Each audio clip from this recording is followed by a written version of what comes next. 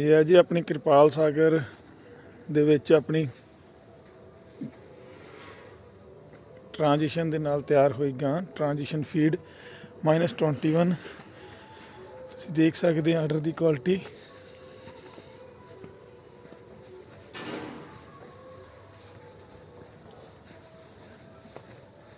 ਗਾਂ ਸੋਨੇ ਨੂੰ ਤਿਆਰ ਹੈ ਪੂਰੀ।